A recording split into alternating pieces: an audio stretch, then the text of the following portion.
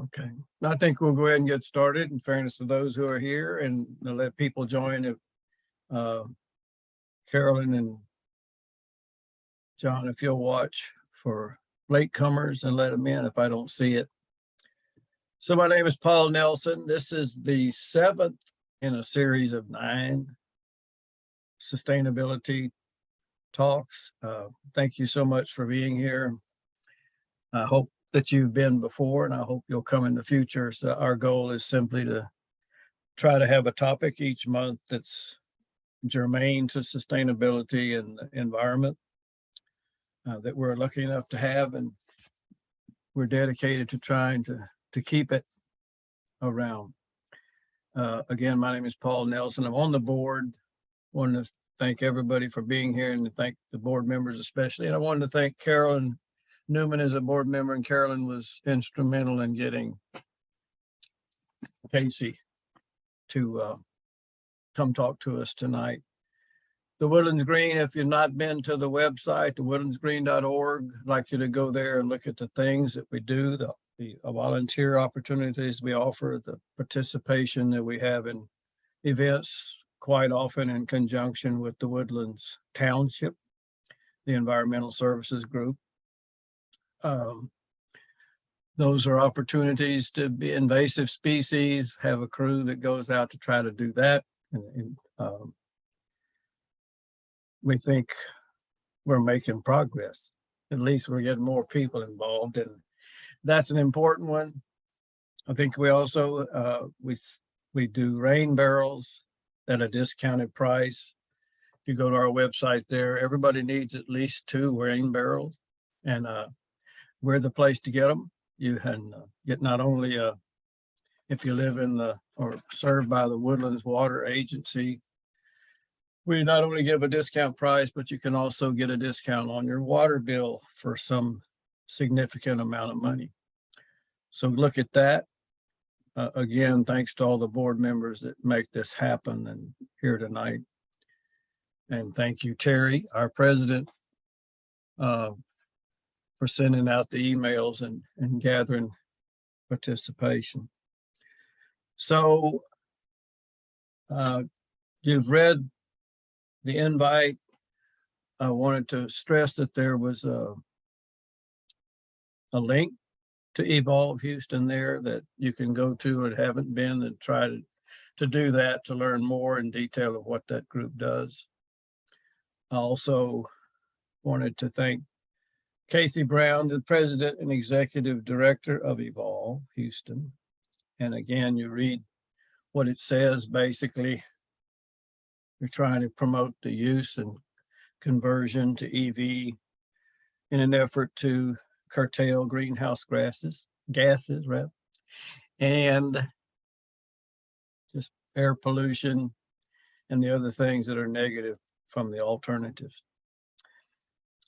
I don't usually go into a big detail, but Casey went to or graduated from Colorado Mesa University. And if I'm not mistaken,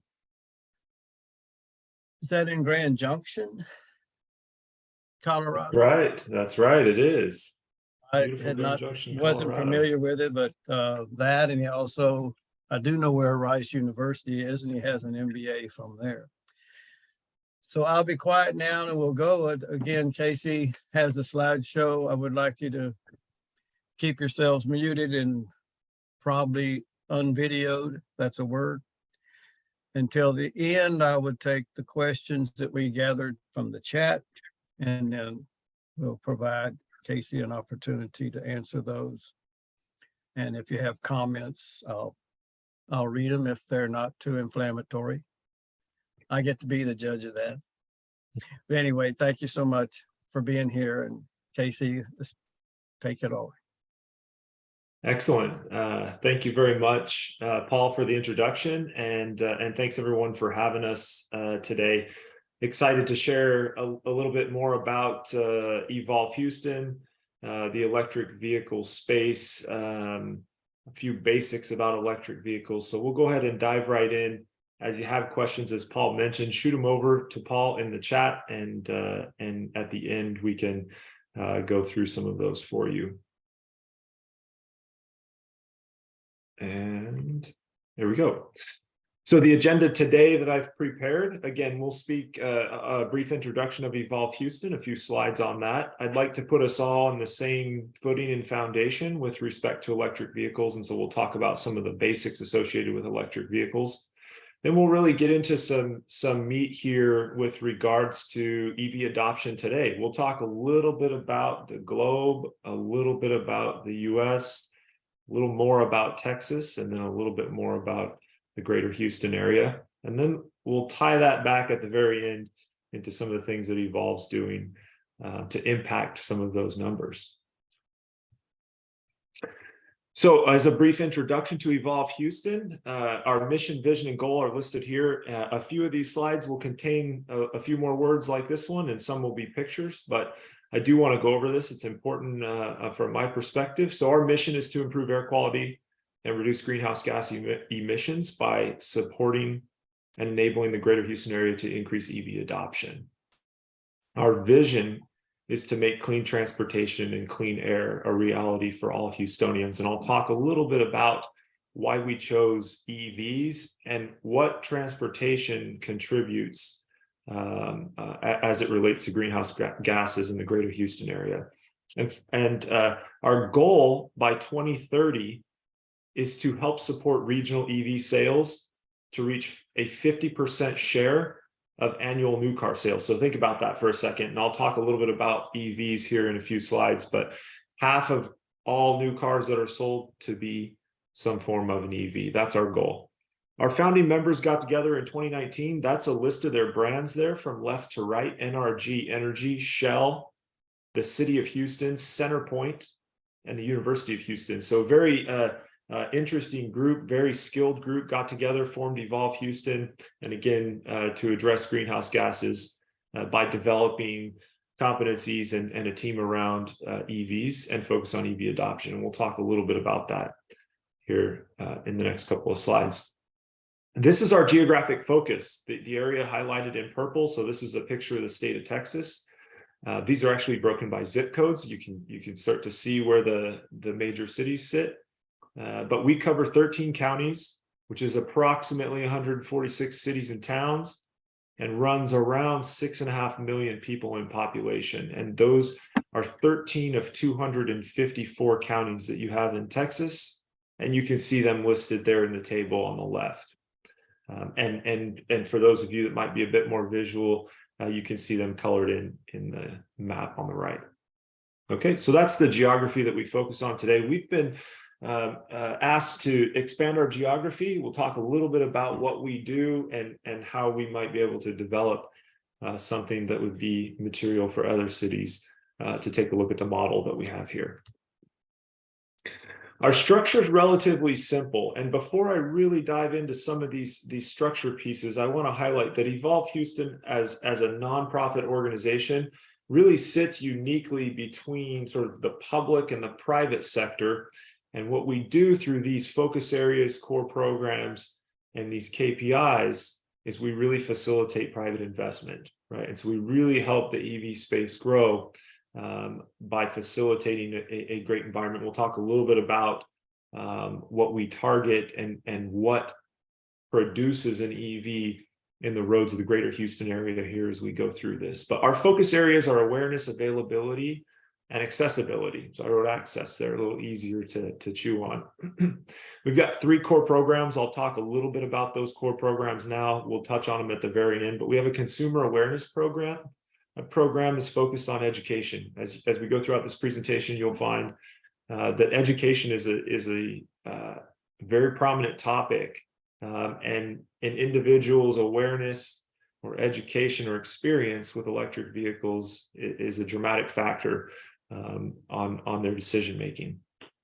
Commercialization and infrastructure. This is where you see a lot of technical work in our business. So we really focus with corporations and the big picture infrastructure here. Workforce development falls in this bucket as well. We'll talk a little bit about that again at the end. And we've launched an equity program last year, a very successful program. That program primarily focuses on accessibility and opportunity. And again, another program here that we'll talk about. It's kind of flagship product or service at the end. And what we've introduced recently are some KPIs. We want to measure how effective Evolve Houston is in this space. And so we track the number of EVs that we've played a role in activating, whether that's a personal or commercial EV, used or new. We track greenhouse gas reduction in tons. So we'll talk a little bit about that more specifically in CO2 equivalent, but we'll speak about that as well throughout this presentation as you get to learn a little bit about EVs. And then finally, we track economic impact, and there's some ways that we go about doing that as well in what we facilitate, whether that's job opportunities or enhanced cost opportunities, etc. Okay, so that's the basic structure of Evolve. So I'm going to take us through a couple slides here that are focused on EV 101. And what I don't want to do is offend anyone's intelligence in this, but I want to develop a baseline for everybody. I want everyone to feel comfortable with the terms that we're going to use in this presentation and start to develop an understanding of what we mean when we say EV, or what Evolve Houston means by it. So there's a few definitions here before we jump into the next slide. The first definition or acronym that you'll see is EV. EV means electric vehicle. You will see the term HEV, which is a hybrid electric vehicle, and we'll explain what these are. PHEV is a plug-in hybrid electric vehicle. BEV is a battery electric vehicle, and it's supposed to be ICEV. ICE or ICE-V is an internal combustion engine vehicle. And so we'll talk a little bit about those acronyms here in the slides to come. So these are the three common types of electric vehicles. We talked about them: hybrid electric, plug-in hybrid electric, and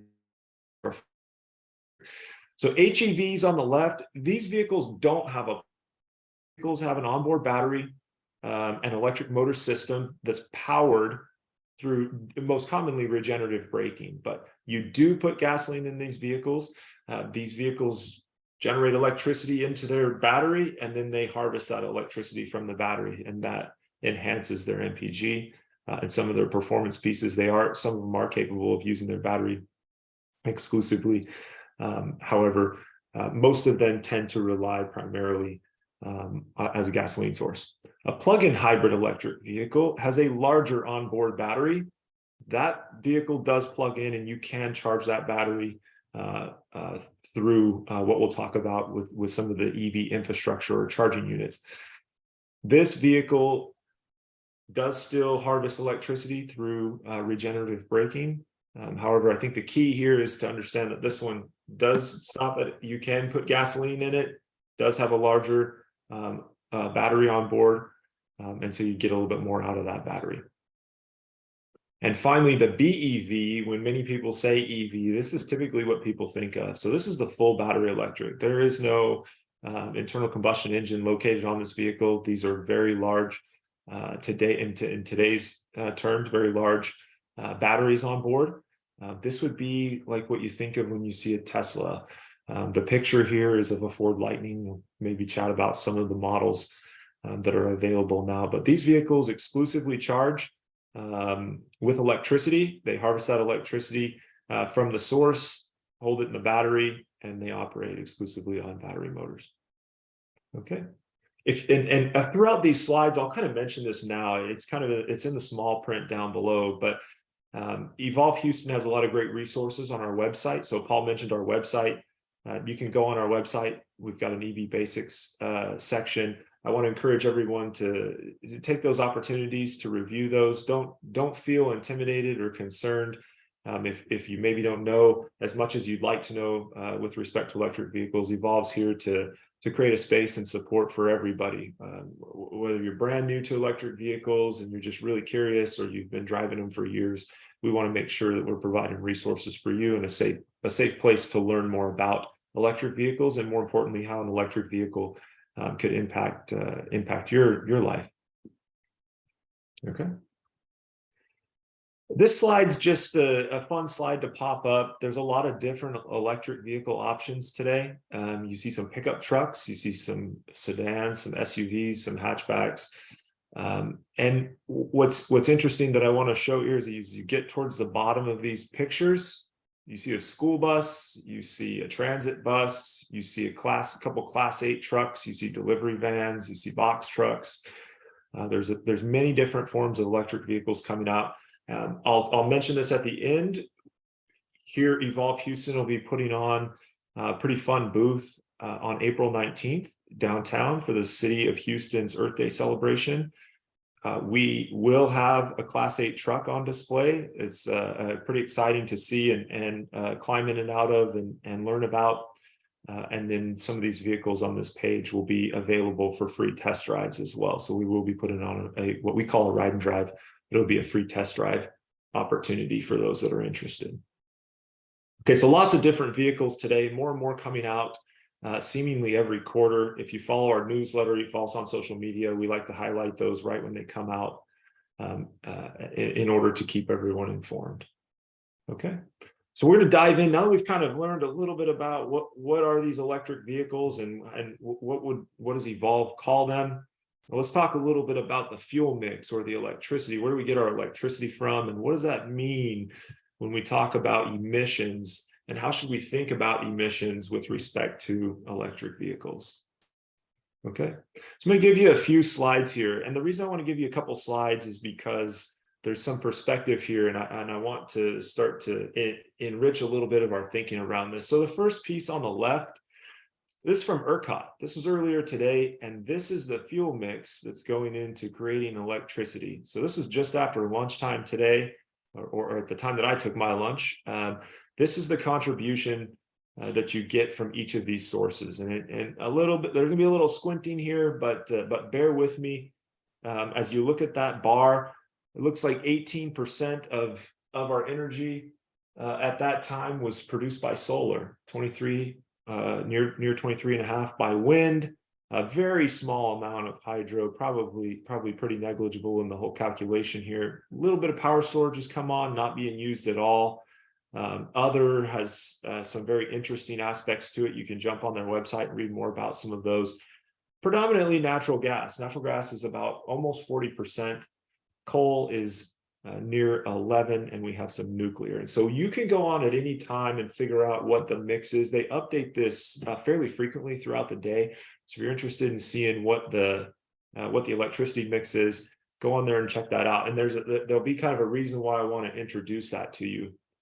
But first, we're going to look at the chart on the right, and then we'll talk about it. So the chart on the right is found at fueleconomy.gov. You can go in there and put an electric vehicle in and compare it to an average new gasoline vehicle. And there'll be some assumptions here that I want to make sure we cover in the next slide.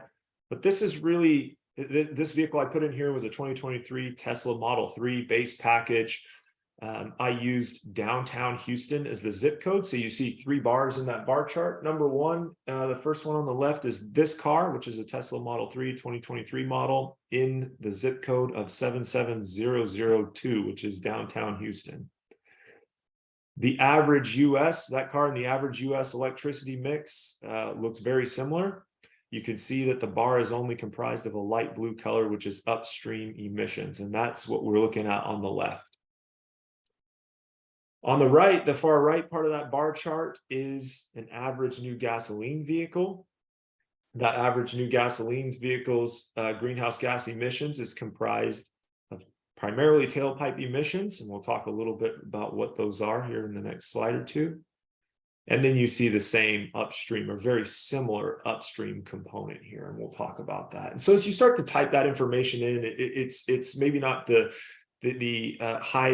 highest scientific calculation, but it does a great job of getting you in the direction that you need to understand. And you can quite quickly, with those gold boxes in the bottom, start to calculate what your greenhouse gas footprint might look like, or what it might differ from as you start to look at different vehicles that are on the market. The important reason why I wanted to talk about our fuel mix and bring this up to you is that over time, as you start to look at electric vehicle adoption, and we're going to dive into it in the next slides, it's very common to see surprise from people that there is some form of emissions associated with whether it's the production, delivery thereof of your vehicle, so the manufacturing component, raw material, putting it together, delivering it to your doorstep, or you operating that vehicle. And as you operate that vehicle, that's what this chart on the left is all about. And I would encourage everyone to go look at the ERCOT website. You can take an opportunity to look what the energy mix was over time. You can look back a couple of years, and we've dramatically increased solar and wind, which is quite exciting. Our coal has gone down by about a factor of 50%.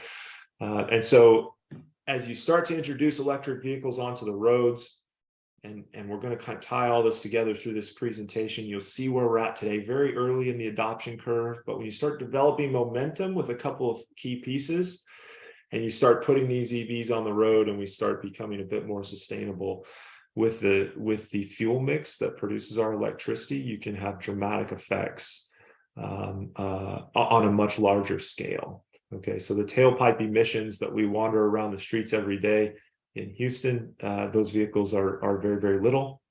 However, we at Evolve, we want to keep the big picture in mind and understand that we did have to mine materials, we did have to manufacture this vehicle, and we do have to make electricity. And today, that's a great example of what the electricity mix is that you might have access to. All right.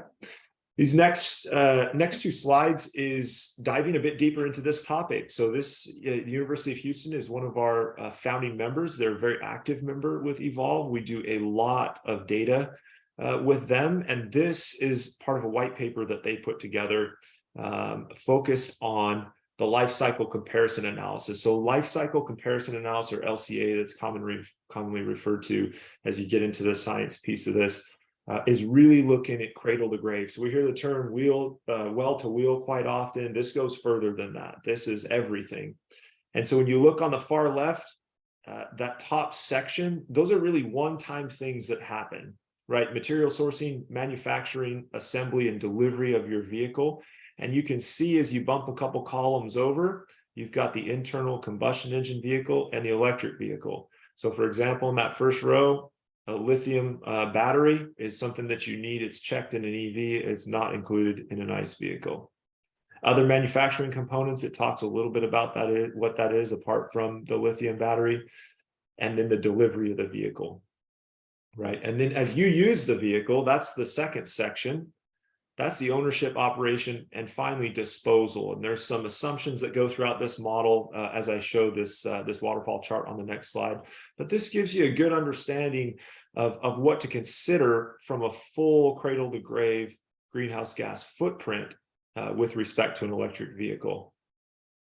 And so that's, you'll see quite heavily the tailpipe emissions. That only applies to an ICE vehicle. The EV doesn't have any there. Electricity generation, not so much for the ICE vehicle, all about the electric vehicle. And that's how you can go see those splits on the ERCOT website with respect to our region or our state. And then the fuel cycle is, for an ICE vehicle, what does it take to harvest this petroleum, refine it, get it to where it needs to be? And then the same thing, what does it take to harvest any kind of fuels that are required to generate the electricity? And then the disposal is actually quite small. And we'll go into this step here and take a look at this. Now, these numbers that are on this waterfall chart, these are US averages. Texas's electricity production is cleaner than what you see here. Okay, and so we'll step our way from left to right. First, just for some brief orientation, the internal combustion engine vehicle is the waterfall chart on the left. The EV is on the right. This is looking at a car. The University of Houston did this for a pickup truck, a light duty pickup truck. They've done it for medium and heavy duty vehicles as well. And I'll give you a bit of a summary as we go. Generally speaking, it's about half of the metric tons of CO2 per year. Again, this estimate, when you look at the electricity generation, has a larger greenhouse gas footprint or CO2 footprint in this chart than what Texas does. So Texas would be a little bit smaller. And as we walk from left to right, I'll show you where that's at. So the ICE vehicle on the left, no lithium ion battery. We jump over to the right. There's some manufacturing pieces and delivering that vehicle to your doorstep or to your dealer. The tailpipe emissions is the significant bar right in the middle. That accounts for 3.3 metric tons of CO2 equivalent per year. assuming in this case 11,500 miles driven. And again, it's a sedan, and when you look at this. The fuel cycle, that's what we talked about, is what does it take to get the fuel out of the ground, processed, and brought to the gas pump. That's 1.12 metric tons of CO2 per year per vehicle. So these numbers are, as I bring this up, I would like everyone to know that these are operating numbers that we're talking about primarily once you get past delivery. Those are all indexed numbers. So they assume a 16-year lifespan of a vehicle. They assume 11,500 miles a year are driven. That's very relatively accurate for the Houston market. And then they index these numbers. So for example, every year that you own the vehicle, you didn't go make a new lithium ion battery, you didn't manufacture it. The manufacturing component is quite large, but in this waterfall chart, they spread it across the lifespan of the vehicle. Okay, so every year, this is what to expect. The footprint of manufacturing happens all up front. So just, I want everyone to kind of bifurcate that in our minds to recognize that the first three items on each of these bar charts is really a one-time upfront component that is spread out across the lifespan of the car. For this calculation, the car that it operates would be the 4 columns to the right. And that's what you could compare on an annual operating basis between an EV or an ICE vehicle on your left and an EV on your right. So there's a bit to chew on here, but as we get into the operating piece, you can see tailpipe emissions of the ICE vehicles, the large bar in the middle. The fuel cycle, again, is going and harvesting that fuel. The disposal of the vehicle is actually quite a small footprint, and that gives you a total for an ICE vehicle car as 4.88 metric tons of CO2 per year on average. And the same vehicle, when you look over to the right, in EV configuration, a full battery electric configuration, is 2.29.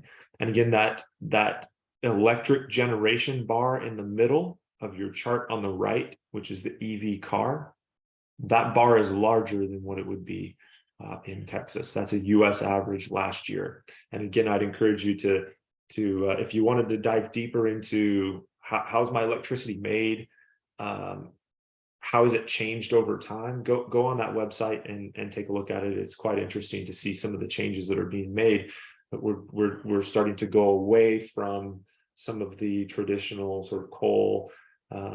Natural gas still plays a pretty big role. It's slightly lower, but you're starting to see solar take off in Texas, and wind has been pretty strong. No pun intended. I guess it has been pretty windy through parts of Texas recently. Okay. These two slides here is we're continuing to talk about EVs. I'm going to talk about some of the benefits of EVs that we commonly see, and then I'm going to talk about some of the headwinds or challenges with EVs. And it's important to identify those and learn a little bit about what are they and what do they really mean. And so we'll start off with the benefits. There's really 3 core benefits that we see quite often. The total cost of ownership of these vehicles is different. Now, it depends which vehicle you're talking about and which ICE vehicle you're comparing it to. I would encourage you, as part of that venture, or as you're interested in electric vehicles, reach out to us. Go on our website, send a note, ask one of us to reach out and have a discussion with you, and we can help you find resources to compare the vehicles that you're talking about. So in general, the total cost of ownership is less. Most EVs have significantly less moving parts. So I'm just kind of bumping down to the bottom before I talk about the incentives and grants. So the bottom bullet says lower operating costs, less maintenance due to cost of fewer moving parts. So significantly less moving parts associated with EVs. When you start talking about regenerative braking and how your brakes wear over time, those type of things are save a little bit of operating expense. But really, you don't do an oil change in a full battery electric vehicle. And so there's a pretty significant difference in the maintenance associated with an internal combustion motor that you don't do with an EV. So you still put windshield wiper fluid or those type of things in the vehicle, but you're not regularly performing the same maintenance strokes that you are with an ICE vehicle. And then the one that really stands out to everybody, or everyone tends to account for that. We tend to see people not account for the maintenance piece, but the fuel cost is on the order of 70% less. It fluctuates every day.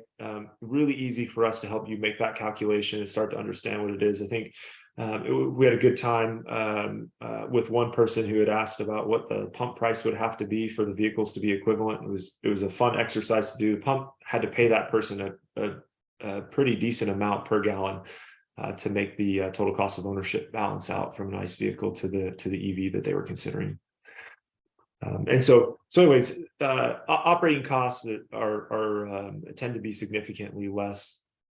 I'll bump up to the top bullet in that most electric vehicles are eligible for EV purchase incentives.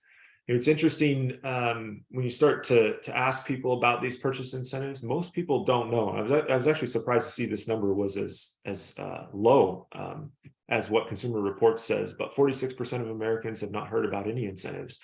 And so we do have a tool on our website where you can go and take a look at some of the state and federal incentives and then start to try and figure out. We're happy to help you as well navigate those documents to figure out what you may be eligible for and how that might impact the purchase of an EV for you, right? And that certainly impacts your total cost of ownership, because most people tend to finance their vehicles, and you would be financing a reduced cost.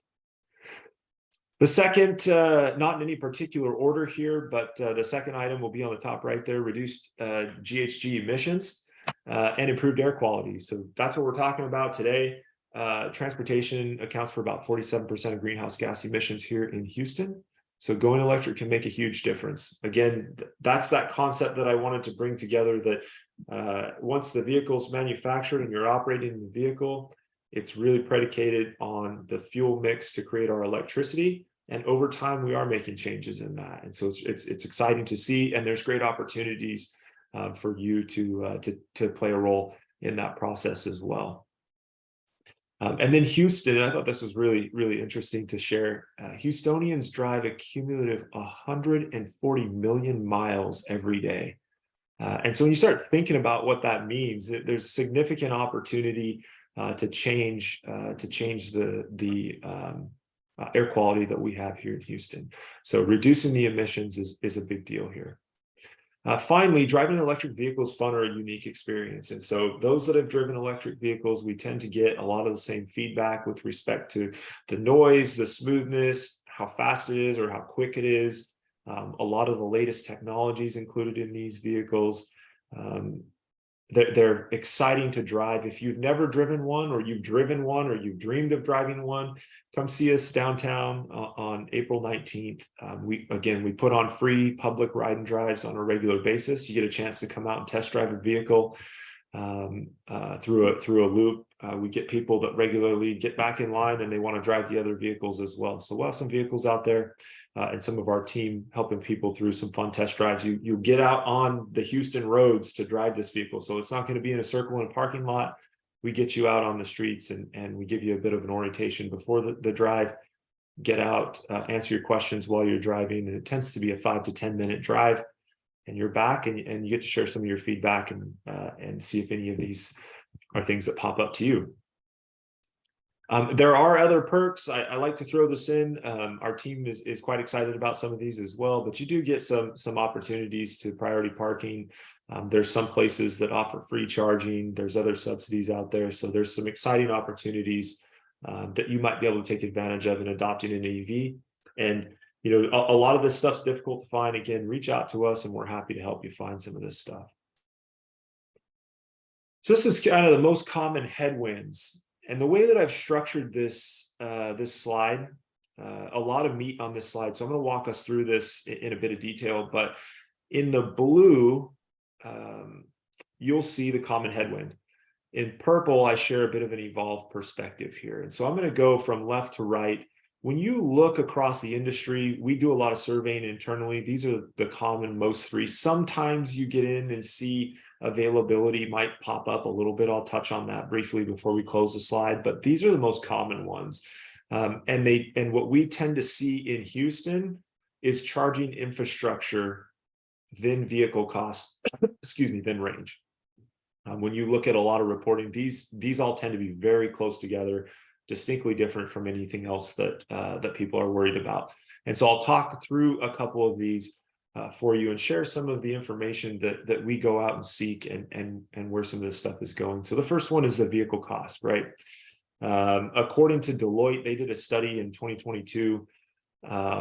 75% of consumers considering a full battery electric vehicle intend on spending less than $50,000. And so when you look at vehicle costs on average, EVs have a very wide range of costs, and you see a tremendous amount of work going by these manufacturers to deliver vehicles that are less than $50,000. So this is a pretty significant data point for a manufacturer, and you're starting to see a lot of these brands bring vehicles to market that are less than $50,000. And I want to share some Evolve perspective here. So the Evolve perspective here says that battery cell costs are dropping as additional raw materials and manufacturing capability are put online. So one of our most recent members, they're a strategic partner of ours, is Rystad Energy. Rystad does a lot of work at a global level and a national level, so a very macro view on this, but it's very clear to see where are the mines today for the raw materials, where are the raw materials, where are mines popping up, how are we delivering on that, what are we doing to manufacture batteries and battery cells, what's the cost of that, how does all that grow? And so you're starting to see that drop over time. I've got a little statistic at the very bottom of this as it relates to Tesla, just as a fun example. But you're starting to see those costs drop. And these manufacturers are finding ways to not only start to build some scale to what they're doing, but build some efficiency into what they're doing as well. So to date, global EV sales are primarily driven by delivery schedules and subsidies. And so why is that important? I want to talk about subsidies. Delivery schedules is very supply chain focused, but subsidies are quite interesting. So big, very strong EV adopted countries like China and Germany have subsidies phasing out, right? So that these subsidies or these opportunities to gain a financial benefit by making this switch in some of these countries are starting to phase out. The US have phased in and then have rephased in. And so the US is in quite a different spot than some of these places. This forces manufacturers to find other ways to cut costs. So when you start looking at these vehicle manufacturers, they don't have a huge timeline to start developing efficiencies, and you're starting to see them develop efficiencies. And so this is the example I had here. Now, bear in mind, when we talk about the vehicles that were available in 2017 for Tesla and available in 2022, Tesla does have lower cost vehicles available in 2022 that they didn't have in 2017, right? So a bit of that influences this number. But most of this number is developed by manufacturing efficiencies. And so Tesla had a cost of an average EV for them in 2017 was $84,000. And in 2022, that number's dropped to 36. And to demonstrate some of that manufacturing efficiency, and again, a portion of that is product availability. But the manufacturing battery cell manufacturing costs have dropped by 38% over that same time period. So between 2017 and 2022. So there's some significant efficiencies that these manufacturers are finding, and they're going to continue to find over time, right? They're being pressed to that as these subsidies begin to become more challenging for them to meet or begin phasing out. And when you start thinking about phasing out, and the reason why I put those two countries on there is just to bear in mind that a manufacturer that manufactures vehicles for us here manufactures vehicles around the world. And so these other countries that have very high adoption rates that are phasing out some of their incentives puts a lot of pressure on these manufacturers still, although the US has really reinvigorated and has some very strong subsidies. Bear that in mind. The second piece here, and I'm just kind of being mindful of time, the second piece is charging infrastructure, right? So according to McKinsey, this was the top issue in the United States in 2022. And so from Evolve's perspective, I'm excited to share with everyone here that there's been some significant investments that have been made and continue to be made in infrastructure, not just in our region, but throughout the country and throughout the world. So this is a huge industry that's growing very, very rapidly. Jump on Google and start searching up where you can buy an electric vehicle charger. The sources begin to get countless. This industry is growing very rapidly, and there's a significant amount of investment going into this. And we work proactively in this space with public-private investors to increase the local infrastructure investments. And so when you start to dive into the, well, what does Evolve do stuff, we'll talk a bit at the very end of this, but we really get into the weeds to make this private outside investment an enhanced opportunity in Houston, right? In this greater Houston area and in Texas. And so really great opportunities there. You see us get into a lot of macro and micro, so big picture, small picture analysis. And you'll start to see Evolve as we start to bring out some of our new publications, some depth and some the level of detail that goes beyond what's out there to help identify what drives electric vehicle investment and what puts an electric vehicle on the road and why is that. And those are things that we develop organically, and we take those into strategy discussions, whether that's with the city or that's with a large corporation or individuals. We like to help give our communities a distinct advantage through the work that we do. Finally, range. You hear this commonly referred to as range anxiety. That's a very common term for it, but that's a worry that people have. Vehicle range is growing rapidly with battery technology. So I like to remind people that battery technology and charging technology, that's like moving at the speed of tech. That's moving faster than what we're used to from the speed of transportation. And so those two pieces are quickly starting to outrun the range concern. Again, significant infrastructure focus for investment is happening, and so you're starting to see more and more charging opportunities. And then this is a great summary of what EY came out with last year. Is really they said, these concerns are expected to fade, right? Both as the charging infrastructure, which is the EVSE, and battery technology continue to grow. So that perspective shared quite a bit. And something I like to mention on this slide as well is really it's important to recognize, really sort of the cognitive discomfort that comes with a new technology and sort of changing this autopilot lifestyle that we've had previously. And so as human beings, that's not always easy.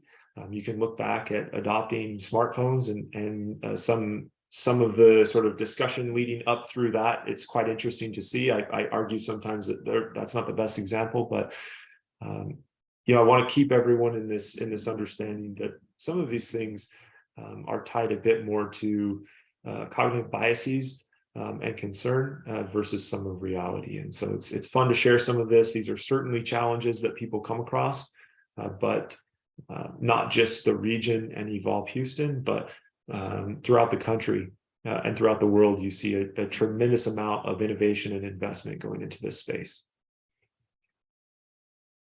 All right, so we'll take a quick EV focus here in Texas for a slide. We'll jump right into the greater Houston region. What does that look like? And then we'll talk a little bit about we'll close a little with some impact here. And so here's some quick facts. I get this from the Dallas-Fort Worth CleanCities.org. They do a great job of putting information out there for anybody to go take a look at. They make a ton of different charts. They're really fun to view. But this is the number of EVs just a couple of days ago that are in Texas. And this is where they're located. So a little over 181,000 EVs in Texas. Dallas-Fort Worth, that region has 36% of that number. Houston, 23, Austin, 20, San Antonio, 9, and the rest of Texas, almost really similar to San Antonio. And so it's interesting, when you really dive into this, the populations are quite different. So you get different per capita numbers here, but this is where the EVs tend to be. 9 out of our 254 counties in Texas have over 5,000 EVs. And the reason I bring that up is because it's highly concentrated. It tends to concentrate quite significantly around the 4 city regions that you see here in Texas. And that's not really a huge surprise. That tends to be the majority of the population in Texas.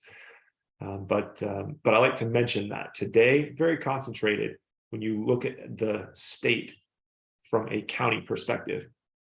Well over 50% of those EVs are Teslas. That number was stronger as you look back. Many of these new brands are starting to come out with EVs. There's some exciting new launches that we've seen that are beginning to add to the market. Tesla is growing in their sales, but the amount of EVs that are jumping on Texas roads is outrunning Tesla sales growth. And you're starting to see other manufacturers start to contribute quite highly to that, which is exciting. So we're starting to get some competition in that piece. And well over 50% of those vehicles are a 2021 model or newer. And so that's very interesting. So each year you're starting to see significant steps in Texas. One of the things that you'll see if you dive into a global view is a strong step back in January from December. So December 22 was very, very strong. The January was weaker than what a lot of experts expected. Texas is still on a very rapid growth phase, and early 2023 has been very strong. And so I mentioned that a lot of them are new to demonstrate the significant growth, but there's a large portion of those vehicles that are older than 2018. And those tend to be our used market. And a used market is a very, very important market for adoption. There are incentives to buy used EVs, but that's a very important piece of our transportation market as it relates to this region. So pretty exciting growth, very exciting numbers here in Texas, and a tremendous state to add this technology to. So we'll take a look specifically at this region and what does some of that growth look like? Well, this is what some of that growth looks like. So this is some of the stuff that Evolve Houston produces. I'm excited to share this with you. When you look at the legend, PHEV also includes HEV. So when we look at the data that we take and look at, it's very difficult to distinguish HEV from PHEV across only a couple models. So still today, we keep those bucketed together. I'll orientate you on this graph.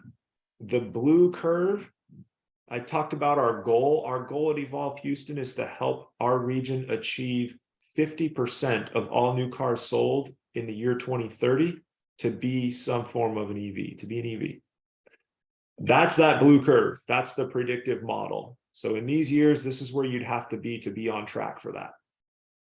When you look at the mix of full battery electric versus PHEV and HEV, the full battery electric line is the orange line, or it's like I guess it's an orange from my view. That's that orange line below. That is the BEV contributions to reach the 50 by 30 tracking. The dots are the data that we've collected, and I've got the data collected up through October 22.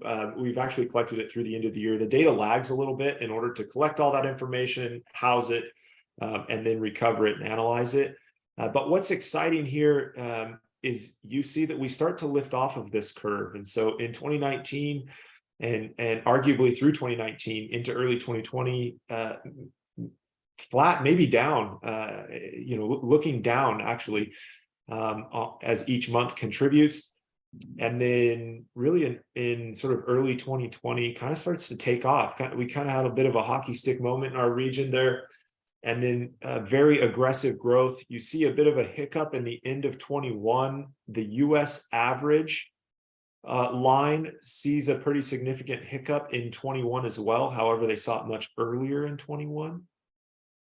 And then we've picked right up, and October was our first month to surpass. We surpassed it by 0.01%, but we surpassed 10% of all new vehicles purchased and registered in our region were EVs. And so that's a very exciting moment for us. It's exciting to look at this graph. I'll give you some perspective as far as the globe goes. As far as the globe goes, the entire world, on average, about 20%. The top 10 countries of EV adoption, so not the entire world, top 10 countries, on average, 20%. So the US is still quite a ways below. The US average is 6.5%. And we're floating up near 10% here as we close 2023. And so really exciting to see, Texas and Houston as the energy capital of the world perform so well in this space and have great momentum. The thing that I'll highlight that Evolve looks at a lot is, while we're really excited about this is significant from an environmental standpoint, these infrastructure topics and these workforce development, these long-term topics, these are going to be in our lap sooner than what we wanted. And it's important to think ahead in some of these things and plan ahead. Infrastructure doesn't pop up overnight. There's a lot of planning, a lot of investment that goes into that. And we'll chat about that as I close this presentation. But again, wanted to give you some perspective here. The blue line there is all the EVs that we track. The curve is our route to 50% by 2030 of new cars sold. And so we're well ahead of that. We're a little bit over a year ahead of that curve right now. And so our numbers entering 2023 look like numbers entering 2024. So exciting. I'll bump us ahead here, and this is going to be my last few slides, and then Paul, I'll reach over to you for some Q&A, and I'll clean this up quick here. This is where Evolve focuses. So how do we help stimulate those numbers? How do we enhance EV adoption? Well, Evolve breaks it into long-term and near-term focuses and across people and products. So every good business school student seems to come up with a 2x2. So we did one as well. These are the topics that we really focus on. In the near term, it changes quite a bit. You got to be very flexible and agile. You have to be able to address education and the broader topic of education and what people know about EVs changes over time, and we expect it to continue changing over time. And same thing with accessibility or availability of the products. That changes in a relatively short term versus some of these long-term topics. And so the long-term topics are really the support structure from a people and product perspective to be able to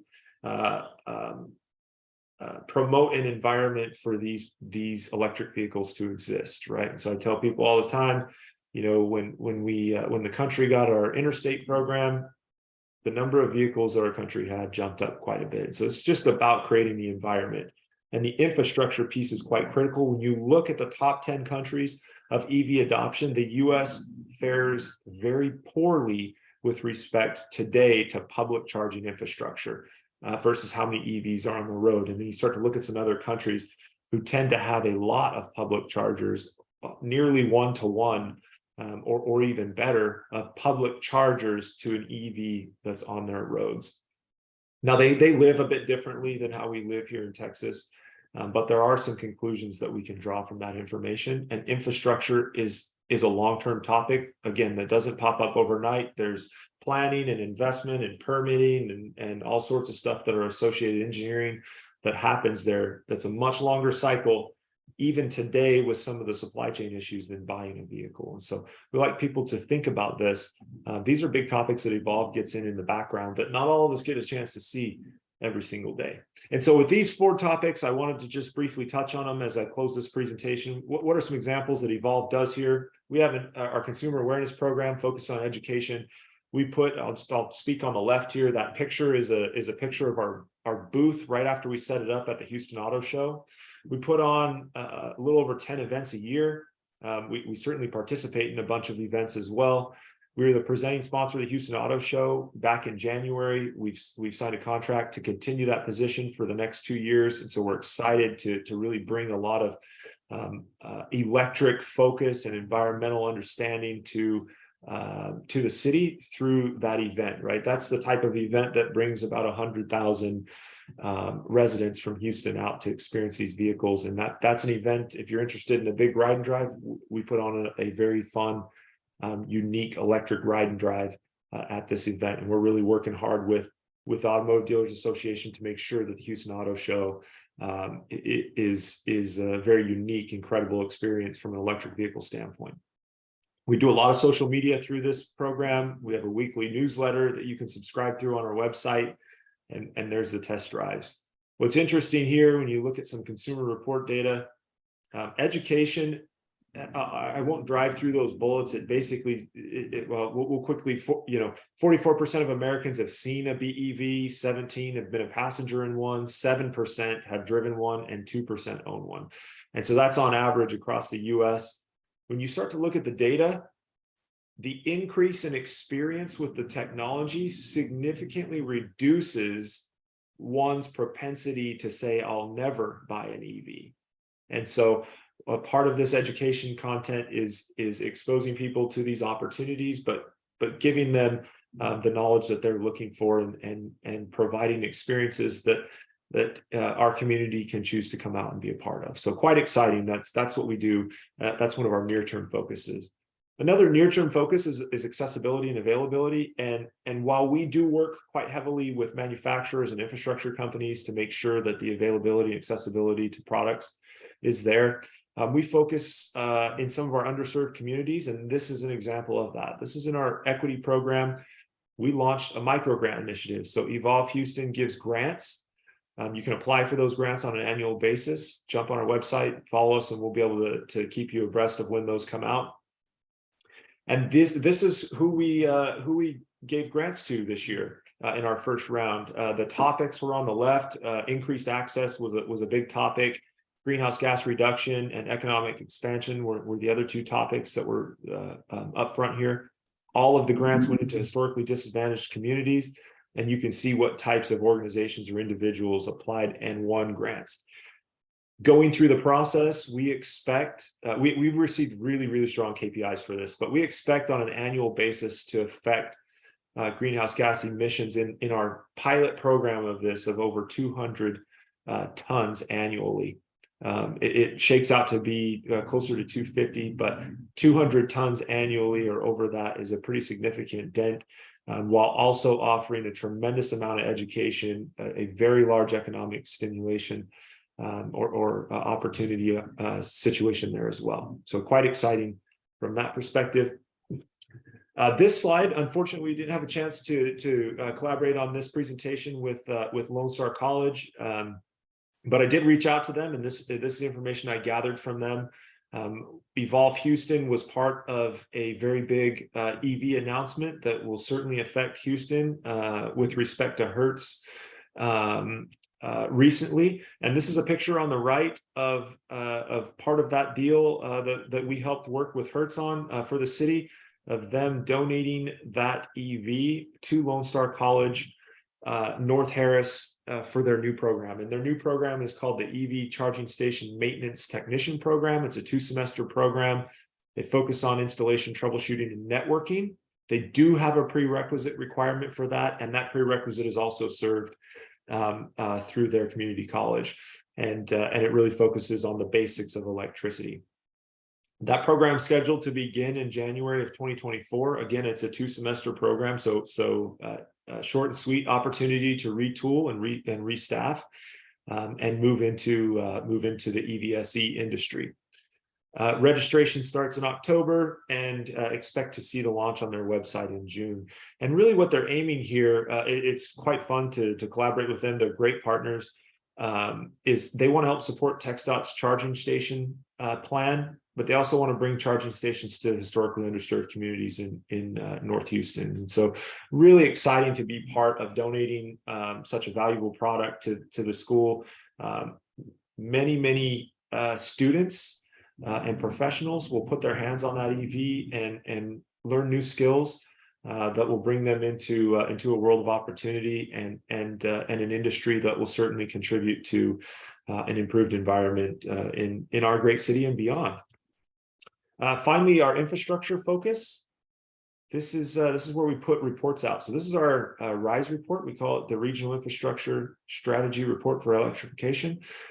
We do this annually. You're going to start to see that speed up. You'll see some very exciting outcomes this year. You can go on our website, look at what it was last year. Really interesting evaluation that we do of the charging infrastructure in this region. Within this group, we do fleet studies. We support a lot of strategy, a lot of data analysis. We do publish several reports from an infrastructure standpoint. We work on achieving federal funding and unlocking other capital sources. So very long-term focus, very heavy strategy focus, and supporting this region as you look at that.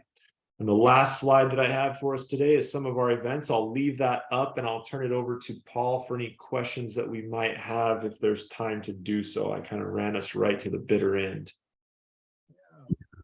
Thank you so much. Yeah, I appreciate you leaving that up there. April 19th, there's going to be a lot of people there with a lot of booths having to do with obviously Earth Day and the environment. I think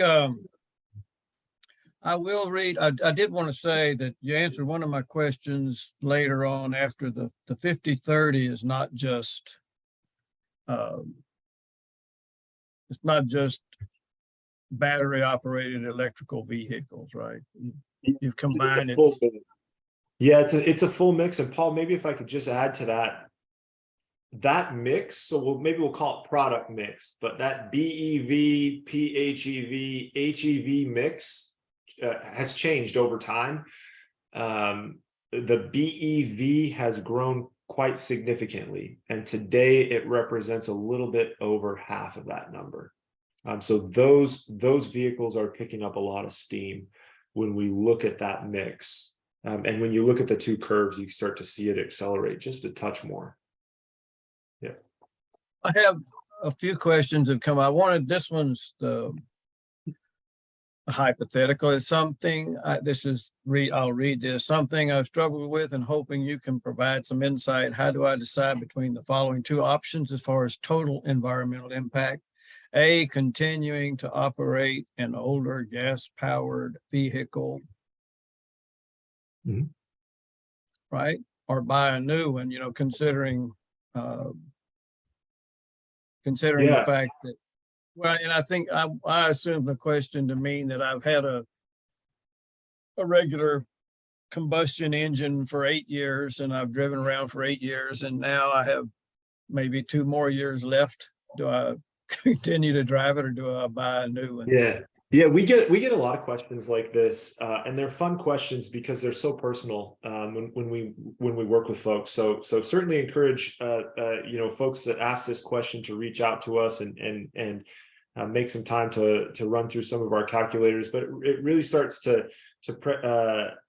work on what's important to you. It depends what kind of vehicle you're driving. The older the vehicles, they tend to be a little bit more, I'll use kind of a loose term for lack of a better term, maybe a little bit more dirty. You're starting to see some exciting incentives that plays a role in this. Do you qualify for some of these incentives? Do you not qualify for some of these incentives?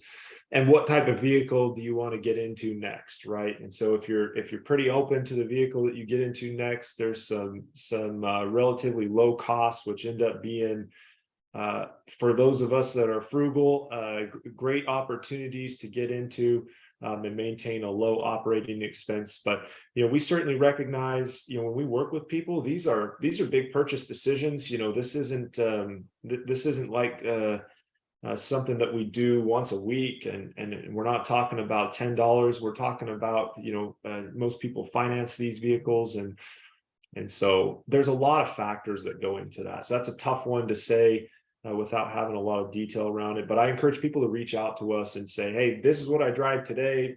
Most cases we get, I don't have any more vehicle payments on it. I love that. But what are my emissions today? What would my emission footprint be if I went out and got a new vehicle? I'm considering a new one.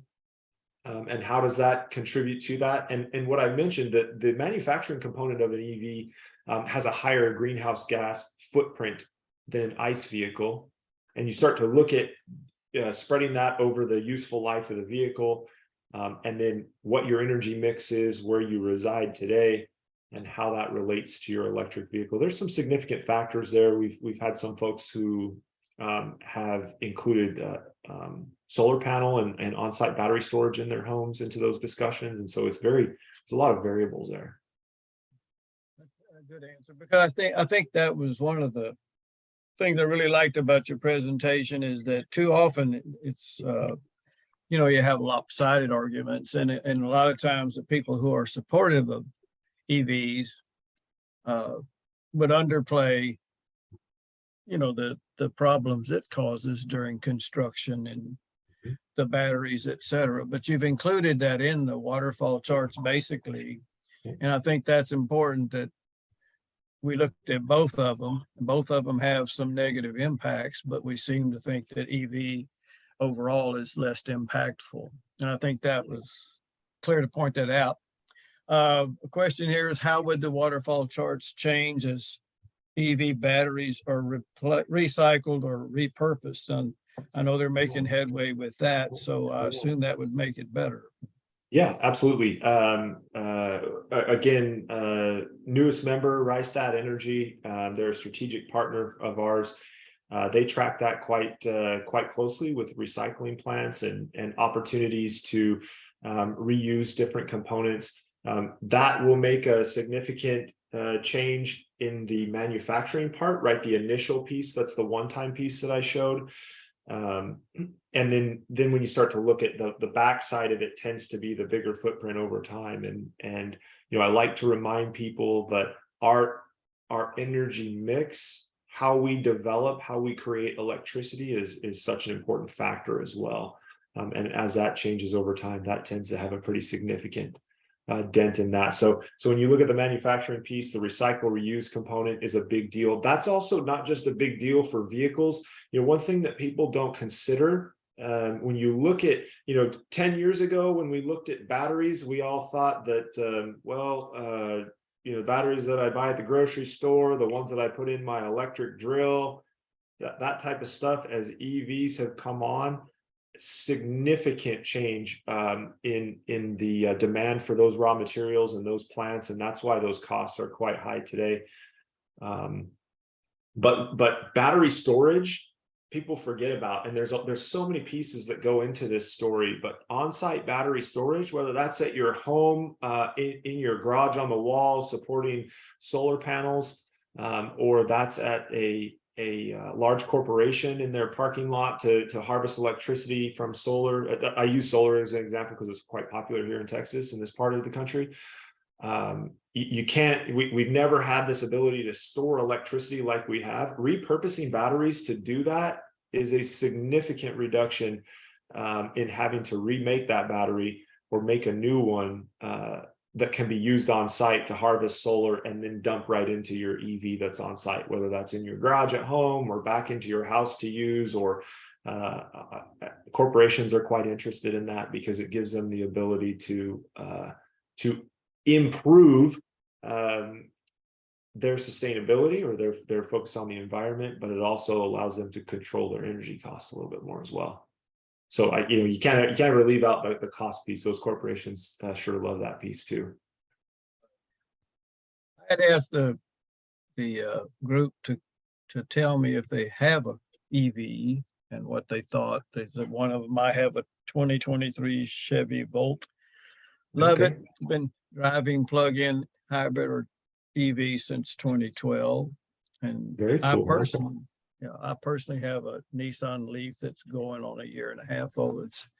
To me, it's perfect for me. I'm fortunate enough to be retired, but to drive around here into Austin and back, I just love getting used to the fact that I don't have to go to the gas station. No oil changes.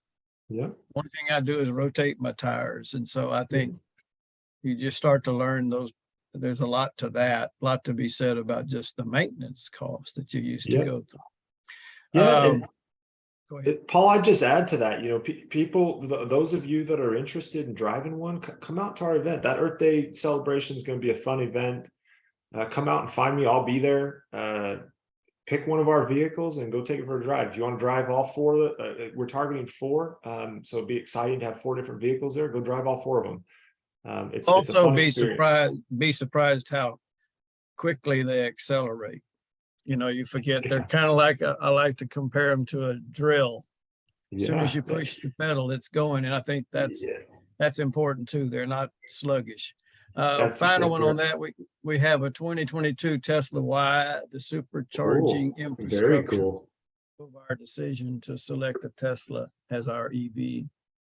So I think I know who that is too, and that's 3 of us. I think Cool. We'll finish it. Excellent. Let's see. Brought my first HV in 2007, replaced it with a PHEV in 2018. Love doing all my local driving on electric. And I think too, when you make that decision, a lot of my decision about the economy of it all was there are a lot of things that we do that aren't necessarily, quote, cost effective, but you feel an obligation to do what you think might help. And I think that has a lot to do with these issues. Finally, personal EVs are necessary in so many areas, but will there ever be an emphasis on increasing and electrifying mass transit and increasing safer options for e-bike commuting? And we'll end it with the answer to that. Excellent. So I'll kind of be broad about it. Corporations are very excited about this. You're going to see some exciting stuff with transit vehicles here in this region as it relates to fully electric vehicles. And so you're starting to see all of these organizations raise their eyebrows and start to position themselves. Evolve does a tremendous amount of strategy work with a lot of these organizations. So whether they're public or private, we work quite closely with them to position themselves, not only to electrify their fleets, but how they ebb and flow with their business over time to cater to that. Paul, what was the second half of that question? Was there a second half of it? What? Was there a back half of that question, or was it just focused on transit? I think it was about mass transportation. I said, that you see more and more buses, et cetera, that are going to natural gas and things, but I haven't seen so much electrification. And then about the that we have bicycle lanes, et cetera. Oh yeah, the bikes, yeah. Bikes. So the bikes are very interesting. They were a massive part of our microgrant initiative from a GHG reduction standpoint. But there's two components to that question. One component is an infrastructure component about where we can ride our bikes, and those of us that have been on a bicycle on a Houston road have most certainly had our lives flash before our eyes. And so Houston sometimes isn't the best place to ride those bikes, but you see a massive amount of these bikes as you start to get into neighborhood communities. And that's not just suburb comments, that's throughout the city. That is a huge market. Evolve works quite closely with a lot of corporations and big businesses to start looking at these e-bike rentals, and there's some fun stuff that you can take a look at with respect to that in the right safe environment. So I'll leave it with such an exciting technology, accessible technology. It's very well adopted across the spectrum of age ranges, which is really interesting when you look at electric vehicles. And I'll stay with be safe on your bicycle. Wear your helmet. And I think, like you said, Houston's not ideal. A lot of cities are going to a great deal of expense to try to protect bicycle riders, whether they be electric or otherwise.